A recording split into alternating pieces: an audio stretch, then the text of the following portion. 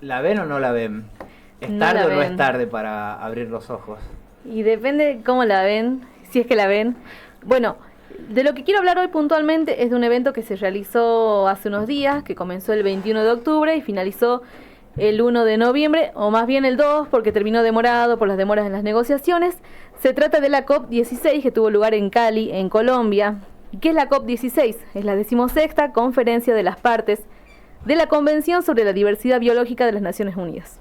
Es una conferencia que tenía como objetivo ver cómo se iba a poner en marcha un acuerdo que se logró en la COP anterior, en el 2022 en Canadá, un acuerdo conocido como 30-30-30. ¿Por qué?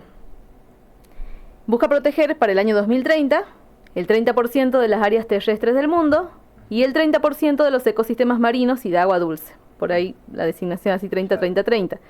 Se esperaba que este año los países trabajen en la implementación de esta hoja de ruta y avancen en los acuerdos marco. Viste que todo se va postergando, como que bueno, nos reunimos hoy, decidimos qué vamos a hacer, en la próxima reunión decidimos cómo y en la siguiente vemos cómo vamos.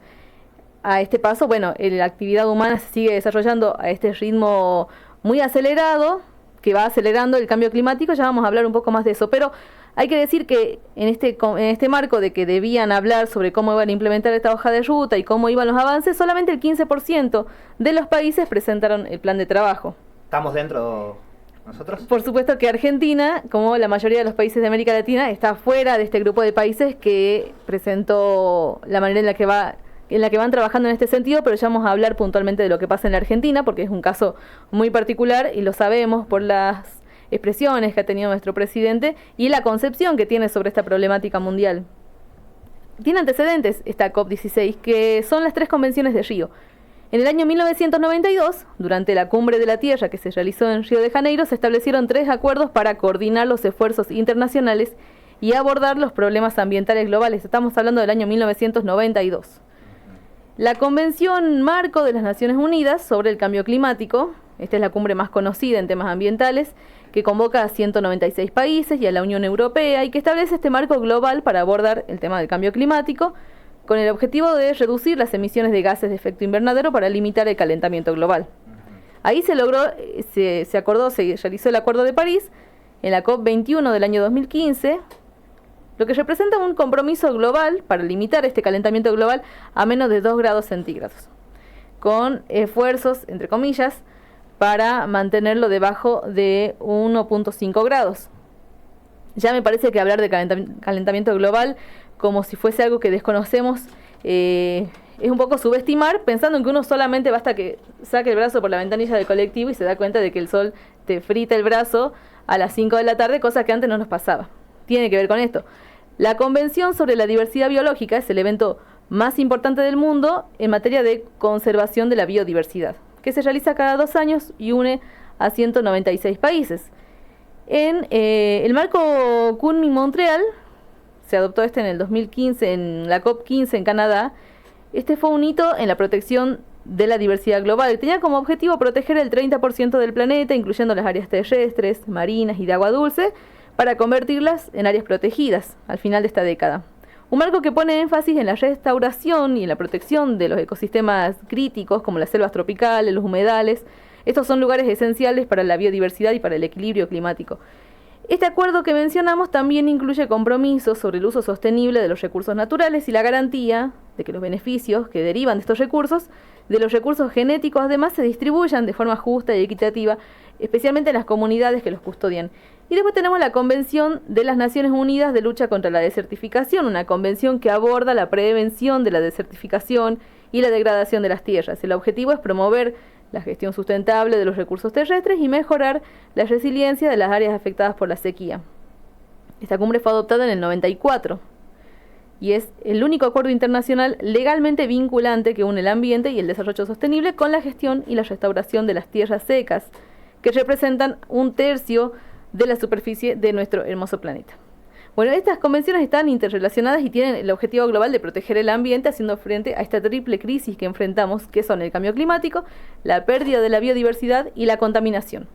Este año se celebran con pocos días de diferencia por primera vez las 3 convenciones, la COP16 que se hizo ahora, que es la de la diversidad, que se hizo en Colombia, del 21 de octubre al 1 de noviembre, al 2 de noviembre prácticamente, la COP29 sobre el cambio climático que se realiza en Azerbaiyán del 11 al 22 de noviembre y la COP16 sobre desertificación que se va a hacer en Arabia Saudita del 2 al 13 de diciembre. Este es el contexto más o menos de cómo surge esta conferencia que se realizó y terminó hace poco.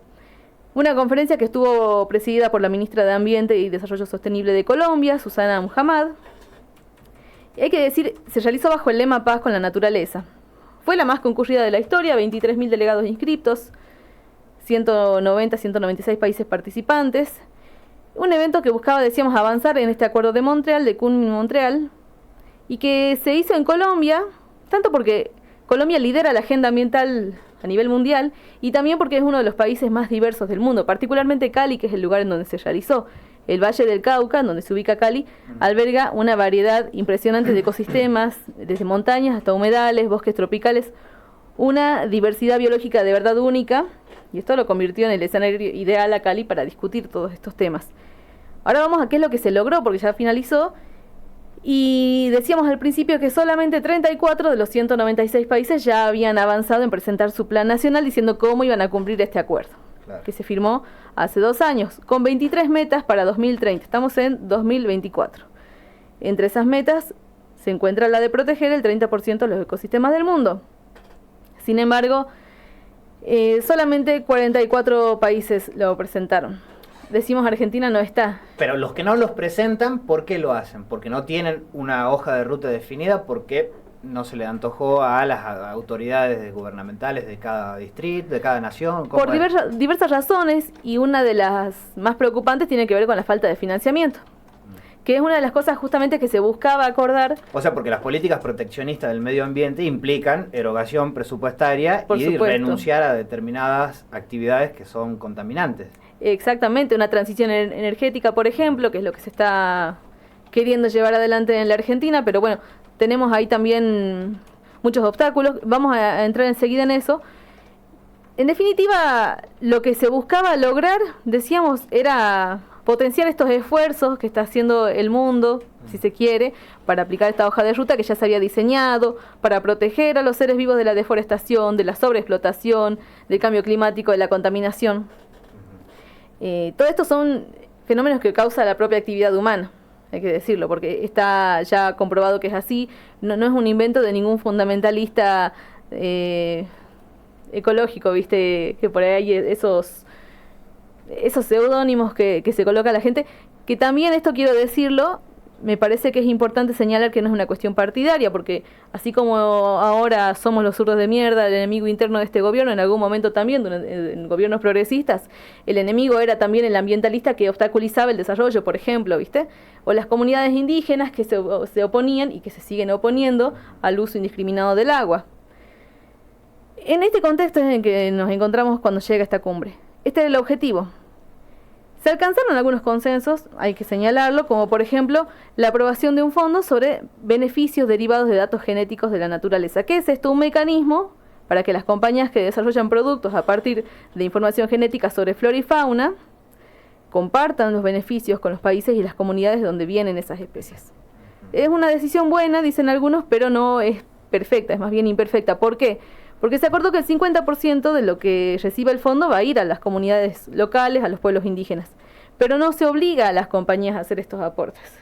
Entonces, para mí termina siendo más que nada una expresión de deseo, si no tenés algo que obligue finalmente a las empresas a que hagan estos aportes para crear ese fondo. Y otro consenso importante que se destaca en esta COP16 es el reconocimiento de la contribución de las comunidades indígenas, afrodescendientes y las comunidades locales al cuidado y la preservación de la biodiversidad. Un reconocimiento que ya se había dado, pero que se oficializa en esta conferencia de las partes, que se dio en la prolongación de las negociaciones. Se trata de un órgano subsidiario del artículo 8J. Es así que las comunidades indígenas y las comunidades locales se van a convertir en un órgano que asesora permanentemente las negociaciones, además de que se las tiene que incluir explícitamente en los textos a los afrodescendientes como custodios de la naturaleza. Insisto, esto es un reconocimiento que ya se les ha dado, ahora se está oficializando de alguna manera en esta conferencia tan importante, de tanta relevancia, en la que participan todos los países. La última era una petición, esta que decimos, que elevaron Brasil y Colombia, que tuvo la oposición de algunos países africanos, también de la Unión Europea, pero se aprobó finalmente este reconocimiento de la contribución de las comunidades indígenas. Hubo celebraciones en redes sociales, tanto de la ministra de Ambiente, del canciller colombiano, de diferentes autoridades por lo que significa, de la vicepresidenta de Colombia también. Ella celebró este consenso que le da este reconocimiento a las comunidades indígenas, a las comunidades locales, pero quedan algunos asuntos pendientes, y es lo que decíamos al principio, porque después de estos 12 días de negociaciones, no se logró que los países más pudientes, que los países emergentes y que los países en desarrollo dieran su brazo a torcer en algunos de los puntos más tensos de la discusión, que son de qué manera se va a monitorear la aplicación de esta hoja de ruta que mencionábamos y cómo se va a lograr el objetivo de aumentar hasta $200 millones anuales el gasto mundial para poner en marcha este acuerdo Kunming-Montreal. Entonces, las negociaciones más importantes para frenar la pérdida de biodiversidad quedaron suspendidas. ¿Por qué? Por falta de quórum. Porque cuando se estaba discutiendo cómo avanzar en obtener estos recursos que se necesitan, recursos económicos, más del 50% de los países ya no estaban... Menos del 50% estaban presentes en la sala, claro, porque ya muchos tenían sus vuelos programados, ya habían pasado muchas horas. Decimos que a esto eran las 8 de la mañana del sábado, había empezado a discutirse el viernes, y ya muchos se habían ido. Así que finalmente quien presidía la cumbre, la ministra de Ambiente, Susana Muhammad, suspendió la conferencia por falta de quórum. Esto significa que van a tener que buscar la manera de reunirse nuevamente, será virtual quizás, para acordar los puntos que han quedado pendientes antes de la próxima, la COP17, que se va a hacer en 2 años. No es algo usual que esto suceda y ha despertado el malestar en diferentes participantes. Por ejemplo, desde la delegación de Greenpeace dicen que los gobiernos presentaron en Cali planes para proteger la naturaleza, pero fueron incapaces de movilizar el dinero para hacerlo realmente. Y sí, en un sistema capitalista como en el que vivimos, todo es plata, hay que decirlo. Y otra cosa que me parece que hay que destacar también, que fue una de las cosas para mí importantes que sucedieron en esta conferencia, fue algo que se pidió, y es que se busque también cuidar, o que se ponga de relevancia también el peligro que corren permanentemente quienes protegen el ambiente. Según la organización Global Witness, en América Latina se registran sistemáticamente la mayor cantidad de asesinatos documentados de personas defensoras de la tierra y el medio ambiente. En 2023, el 85% de los homicidios que se registraron en el mundo sucedieron en América Latina, y el 70% de los casos tuvieron lugar en Brasil, en Colombia, en Honduras y en México. En Honduras me viene a la mente Berta Cáceres, una defensora de los ríos que junto a las comunidades se oponía a proyectos de la minería, hidroeléctricas. Terminó siendo asesinada en un crimen que todavía no ha sido esclarecido, pero que, según señalan, hay inclusive funcionarios públicos, directivos de las empresas que estarían vinculados, pero este crimen ha quedado así. Y de la misma forma hay mucha gente que sigue siendo asesinada por formar parte de este grupo de personas que buscan proteger lo que es de todos, en definitiva. Y quiero detenerme también en algo que sucede en la Argentina, ¿no? Con lo que decíamos al principio. Hay un informe, Planeta Vivo, del Fondo Mundial para la Naturaleza, que dice que la región donde nosotros vivimos es una de las más afectadas por la pérdida de la biodiversidad. Esto en alusión a esta conferencia que se realizó. Y esto incluye animales, plantas, la degradación de las tierras. Hay una disminución cercana al 95% por diferentes causas. Entre ellas la deforestación, en Salta sabemos mucho de eso, la explotación de los recursos y la introducción de especies no nativas. En estos momentos en Argentina, por ejemplo, hay una invasión de jabalíes. Señalan que fueron introducidos en el país más o menos en la década del 50.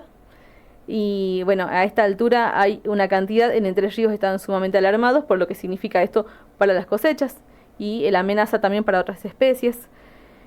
Esto lo señalaba justamente una periodista especializada, Gabriela Vicental, sobre los datos de este informe. Y en este contexto nosotros no podemos dejar a un lado el pedido explícito de Javier Milei a su cuerpo diplomático para que no avancen con la Agenda 2030, que incluye este acuerdo que mencionábamos hace un momento. La Argentina, sin embargo, mandó a sus delegados. En la delegación argentina estaba la subsecretaria de Ambiente, Ana Vidal de Lamas, que tenía que presentar, o que presentó en realidad, la Estrategia Nacional de Biodiversidad para conocer cómo y con qué objetivos y métodos se van a afrontar los compromisos de protección de la biodiversidad. Y estuvo presente también la ministra de Ambiente de la provincia de Buenos Aires, Daniela Vilar, que ella sí advirtió que cuando se habla de ambientalismo discutimos modelos de desarrollo. Claro. Pero es muy difícil tener estas discusiones cuando tenemos en nuestro país a un presidente como Milei que niega directamente la crisis ambiental y dice ella que socava los vínculos con países que podrían ser aliados. Esta estrategia se presentó, de hecho, la estrategia se estructura alrededor de 22 metas nacionales, dicen en un parte oficial, que están definidas para guiar la conservación, la restauración y el uso sustentable de la biodiversidad. Metas que están acompañadas por indicadores para su monitoreo, permitiendo la evaluación y el cumplimiento de los objetivos a corto y mediano plazo y demás. Habrá que ver qué sucede yo diría en el mediano plazo, porque a estas alturas, y algo que me parece que como dato se podría mencionar de en qué contexto nos encontramos globalmente, en estos momentos el 38% de los árboles del mundo puede extinguirse. Así lo advirtieron en la propia COP16 en Colombia. Esto pone en peligro de extinción a muchas especies además. Son 46.000 especies vivas que están amenazadas en estos momentos, que podrían extinguirse. Estos datos están disponibles en la primera evaluación mundial de árboles, que está incluida en una lista roja, se llama Lista Roja de Especies Amenazadas de la Unión Internacional para la Conservación de la Naturaleza. Al menos 16.425 de las 47.282 especies evaluadas están hoy en peligro de extinción. Los árboles representan más de una cuarta parte de las especies que están incluidas en esta lista roja. Y el número de árboles amenazados es más del doble del número de todas las aves, mamíferos, reptiles y anfibios amenazados juntos. Es un número de verdad alarmante. La directora de esta Unión Internacional para la Conservación de la Naturaleza, Gretel Aguilar, dijo en una rueda de prensa que la pérdida de árboles pone en peligro también a otras miles de especies. Porque la naturaleza sabemos está conectada. Dentro de un árbol también o a su alrededor habitan otras especies de plantas, hongos, se nutren de él otros animales. La importancia también que tienen los árboles para la naturaleza es algo que hay para las comunidades indígenas, hay que señalarla porque, dice ella, no solo perdemos árboles, perdemos la cultura y su significado para muchas comunidades del mundo.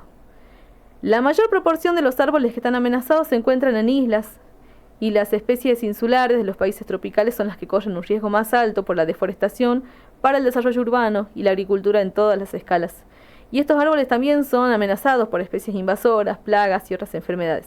En América del Sur, que es el lugar en donde está la mayor diversidad de árboles del mundo, 3.356 de las 13.668 especies evaluadas están en peligro de extinción. En Colombia, por ejemplo, que es donde se desarrolló la conferencia, son 700 las especies de árboles en peligro. Piden entonces que se actúe con suma urgencia, pero de nuevo nos encontramos en esta situación en la que los recursos económicos que tienen que llevar a que esta hoja de ruta se complete, a que se controle además, que se complete esta hoja de ruta y que se siga todo al pie de la letra, no están, porque no se ha llegado a acordar. ¿Y vos qué conclusión sacás, digamos, de toda esta discusión y de los datos que fuiste aportando de la situación global y particularmente de la Argentina? Y mira, para mí particularmente es de relevancia que se realicen estos eventos y que vayan adquiriendo un poco más de importancia en la agenda pública. Yo he escuchado un poco más hablar al respecto de lo que en otros años se puede haber escuchado.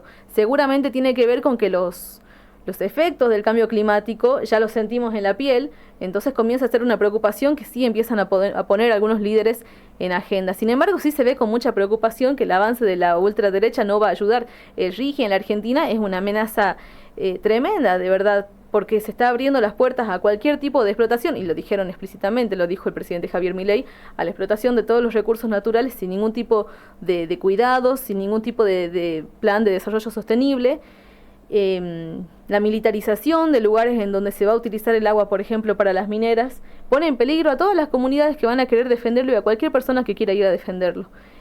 Los asesinatos, los homicidios que ocurren, y no sin ánimo de ser catastrófica, no simplemente analizando lo que sucede, nos debería poner en alerta, creo yo. Entonces, por un lado digo, bueno, al menos se está hablando del tema, lo cual no es poca cosa, pero todavía hay mucha gente que desconoce. He escuchado, por lo que sucedió ahora en España, en Valencia, gente diciendo que no los dejaban limpiar, como si quisieran desmontar para evitar lo que está pasando, y vos decís, es al revés. Si vos desmontás, le quitas a la tierra la posibilidad de absorber el agua. Entonces yo no sé si hay solamente desconocimiento, como te digo, también para mí el avance de la ultraderecha es algo que preocupa muchísimo, o debiera preocuparnos. Mucha gente quizás cree que, bueno, no vamos a morir en un par de años, capaz no estemos acá para cuando esto pase, pero se prevé que para el 2030 el 40% de la demanda de agua no se pueda satisfacer adecuadamente. A ver, de esto que vos decís, pongo un ejemplo y me pongo después también de ejemplo yo. Con la guerra en Ucrania y Rusia-Ucrania, subieron los precios, digamos, de los servicios públicos en Alemania y en todos los países, digamos, que se abastecen principalmente de Rusia, subieron los precios. Por lo tanto, el gobierno alemán, que no era en ese entonces, digamos, de extrema derecha, reactivó las minas de carbón, que estaban paralizadas por la suerte de transición energética, el capitalismo verde que ha surgido y demás. Por otro lado, yo no soy de extrema derecha, pero tampoco considero que se debería parar la explotación de Vaca Muerta, por ejemplo, donde tenemos petróleo y gas y que no solo serviría para abastecer y mejorar la industria y la red domiciliaria de muchos que no tienen, sino que también serviría para generar divisas. ¿Cómo se encuentra un equilibrio en esta? Creo que hay que encontrar un equilibrio en las posiciones. Justamente. Porque tal vez Greenpeace, por ejemplo, me parece está todo bien, podrán tener informes, son muy buena onda, digamos, pero son extremistas. Y tal vez yo considero que esa posición no se aplica a todos los países. ¿Por qué la Argentina tendría que dejar de explotar su gas y su petróleo con algunas reglas de cuidado ambiental, si de repente contamina más la India, digamos, con toda la industria farmacéutica que tiene? Bueno, justamente, al menos lo que yo considero es que son necesarias las discusiones para lograr consensos. No vamos a estar nunca conformes todos con cualquier decisión que tome una autoridad, pero lo cierto es que esta situación, si sigue avanzando al ritmo que va avanzando, desde los 70, los 50 para acá, hay documentos de Perón de los 50 donde advierte sobre la necesidad de hacer algo en relación al cambio climático en su momento. Sí, la cumbre de Estocolmo, digamos, Perón en el 72 ya advertía al pueblo de todo el mundo, digamos, ojo con el cambio climático. Entonces, por eso digo, al ritmo que esto va avanzando, más allá de las posturas que podamos ir teniendo, lo cierto es que esto está sucediendo. Y lo cierto es que somos los países del sur global los que nos vemos más afectados y nos vamos a seguir viendo más afectados. Es importante avanzar en consenso, es importante avanzar en un estricto control para que los países más desarrollados y las empresas que más contaminan sean las que aporten económicamente para que se pueda hacer esa transición energética, por ejemplo, y que se haga de manera sostenible sin afectar la vida de las comunidades, entre otras cosas. Porque hay una cuestión muy cierta, digamos, hay muchas personas que van a sufrir, que ya están sufriendo la falta de agua y que la van a sufrir aún más, así como hay personas que viven sufriendo por el uso de los agrotóxicos, así como hay personas que sufren situaciones, la verdad, totalmente evitables.